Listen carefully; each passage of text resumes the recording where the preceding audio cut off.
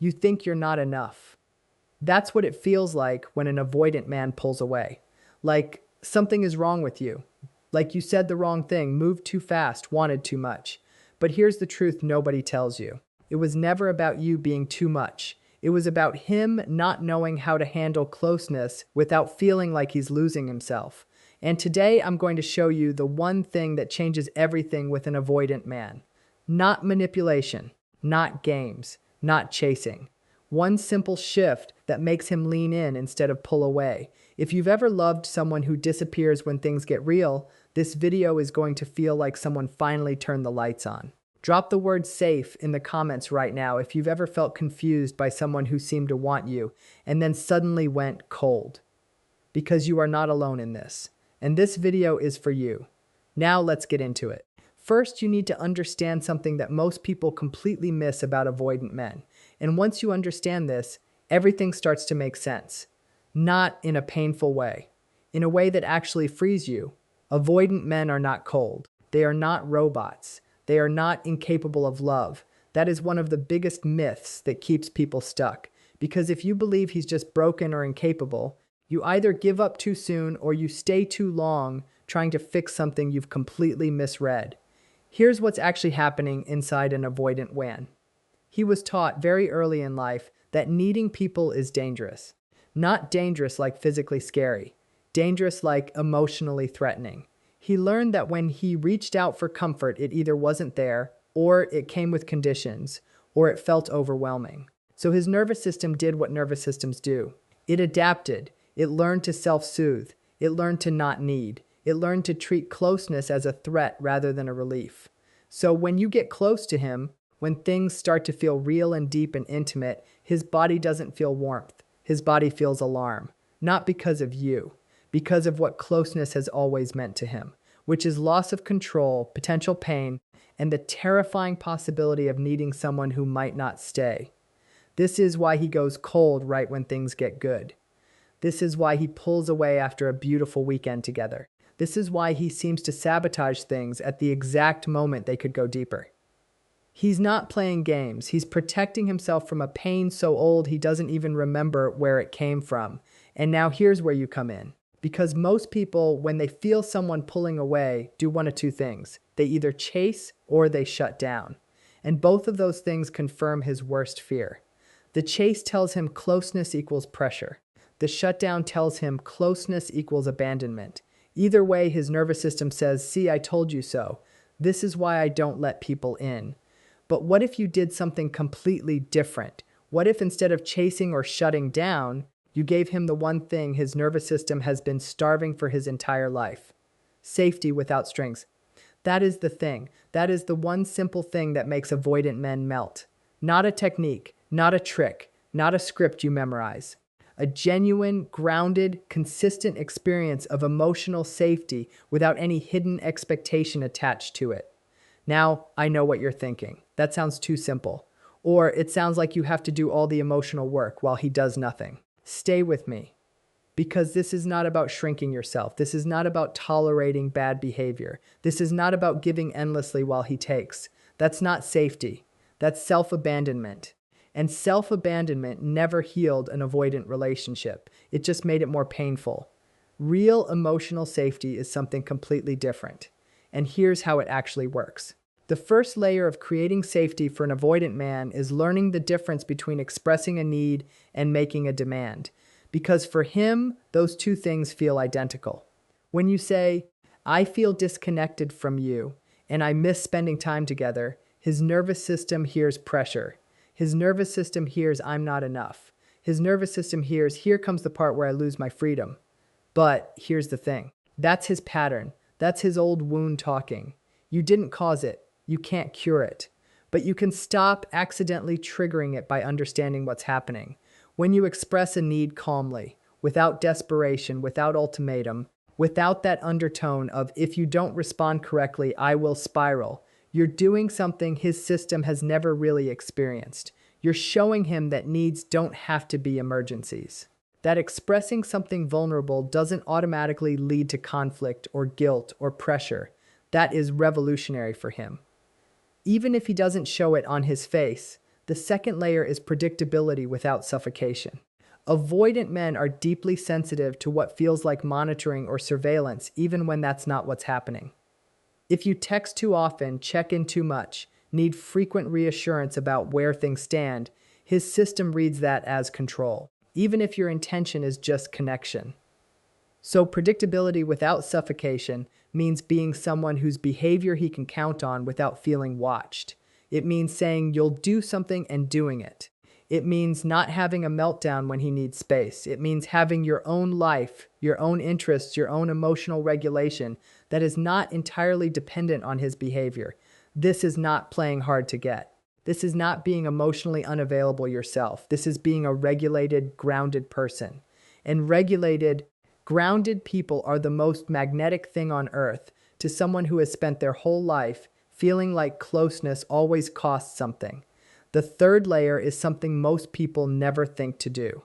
And it is possibly the most powerful thing in this entire video. It's letting him come to you without punishing him for having gone away. Here is what usually happens.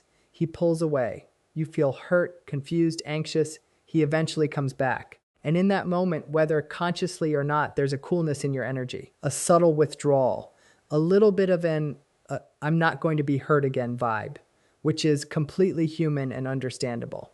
But what it does to him is confirm that returning after space leads to punishment. So next time he needs space, his system predicts if I go, she'll pull away when I come back. So it's safer to stay emotionally distant overall. But if you can do something different, if you can receive him warmly when he returns, not desperately, not with a list of grievances, but genuinely warmly, you break that prediction. You teach his nervous system something new. You show him that returning is safe, that space doesn't have to cost the relationship, that he can come back without being met with consequences. This is extraordinarily hard to do. I want to be honest with you about that, because it requires you to have done your own emotional work. It requires you to have enough self-regulation that you're not using his return as the moment you dump everything you felt while he was gone. And it requires you to trust yourself enough to know that expressing your hurt can happen at a different time, in a calmer moment, not in the moment of reconnection. That moment of reconnection is sacred. Protect it. Use it to show him what safe return feels like. And then later, when you're both calm and connected, you can absolutely talk about how the distance affected you. In fact, that is necessary, because this is not about swallowing your needs. It's about timing and energy and knowing which moment is for what. Now let's talk about what you say, because words matter more than people realize with avoidant men. Not because you're trying to trick him with language, but because certain words and phrases trigger his old patterns automatically, and other phrases bypass that trigger entirely.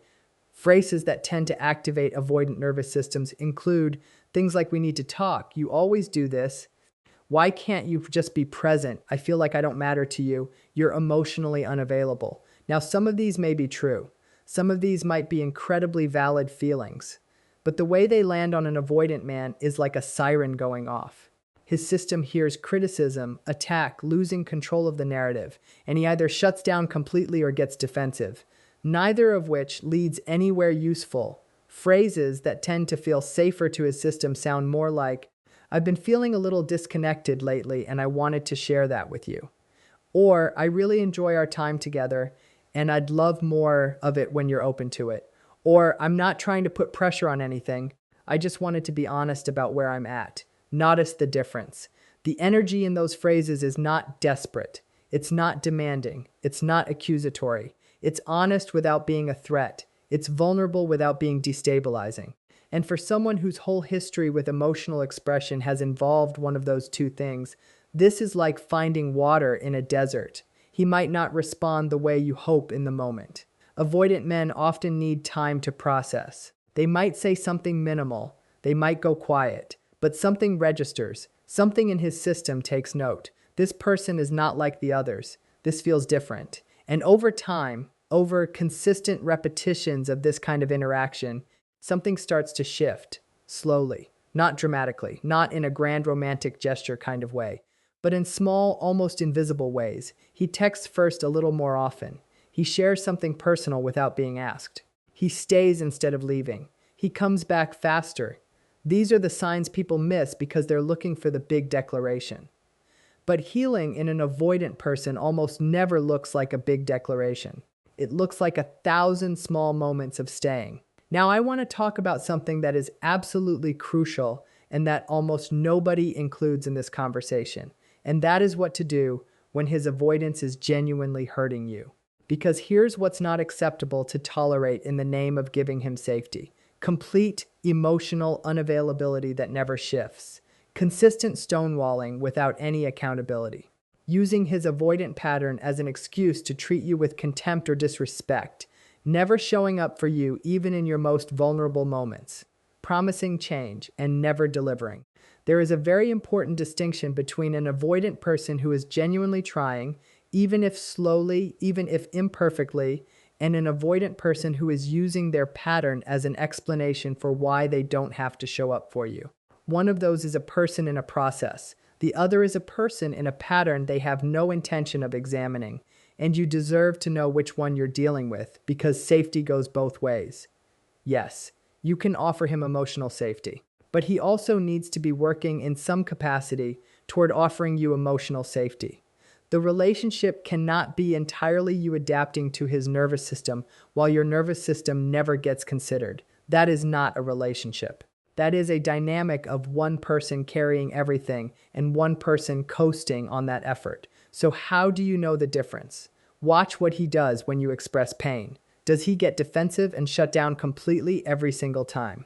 Or does he at some point, even clumsily, even imperfectly, acknowledge that you were hurt? Does he make any effort, however small, to adjust? Does he show any interest in understanding his own patterns? A person who has zero self-awareness and no willingness to develop any is not someone you can pour safety into and expect it to change anything. Awareness is the prerequisite for growth. Without it, you're creating a beautifully safe container that one person lives in comfortably while the other person is quietly disappearing. Let's talk about your nervous system for a moment. Because I don't want this to be a video only about him. You matter in this equation, enormously. Many people who are deeply attracted to avoidant men have their own attachment stuff going on. Not as a criticism, as a compassionate observation. Anxious attachment and avoidant attachment tend to find each other like magnets. The anxious person gets activated by the avoidant person's distance, which confirms their fear of abandonment. The avoidant person gets overwhelmed by the anxious person's pursuit, which confirms their fear of engulfment. And so both people spin in this exhausting cycle where nobody's nervous system ever really gets to rest. If you recognize yourself in the anxious side of this, the path forward for you is not just learning how to manage him. It's learning how to manage your own activated nervous system. It's learning to sit with the anxiety of uncertain closeness without immediately reaching for reassurance. It's learning that your worth is not determined by his availability. It's learning to have enough internal security that a person's withdrawal doesn't feel like the end of something vital. This is inner work. And it's not easy, but it is the most transformative thing you can do. Not just for this relationship, for every relationship. Because when you become more securely attached, when you stop needing constant proof of love to feel safe, you actually become less triggering to avoidant people. Your energy shifts, you stop chasing, you stop panicking. And paradoxically, that is when avoidant people tend to move toward you. Security is the most attractive energy in the world to someone who has never felt it. It's like a warm room when you've been standing out in the cold for years. It draws you in without demanding anything. So how do you develop that? You start by identifying what you actually need versus what your anxiety is telling you that you need. Anxiety says, I need a response to this text in the next 10 minutes or something is wrong. Your actual need is connection and reassurance. Those are two different things. And you can often meet the actual need in other ways, through other relationships, through self-care, through grounding yourself, while letting go of the anxious behavior. You also develop inner security by keeping your promises to yourself. When you say you're going to do something and you follow through, you build trust with yourself. And self-trust is the foundation of inner security. It tells your nervous system, I can handle uncertainty because I know I'll be okay. I know I'll make good decisions. I know I'll take care of myself even if someone else doesn't. That internal shift changes everything about how you show up in relationships. You're not showing up from a place of fear and lack anymore. You're showing up from a place of groundedness and choice. And choice is very different from need. When you choose someone instead of needing someone, the whole dynamic changes. Now let's bring this all the way back to the beginning. The one simple thing that makes avoidant men melt is emotional safety without strings. And that safety is not just about what you do. It's about who you are in the relationship. It's about the energy you bring. It's about your own level of self-regulation, self-knowledge, and self-worth. It's not about becoming someone smaller so he feels comfortable. It's about becoming someone so grounded that he doesn't feel like closeness is a trap. There is a huge difference between those two things, and it matters enormously. You don't make yourself less to create safety. You become more regulated, more honest, more boundaried, more secure.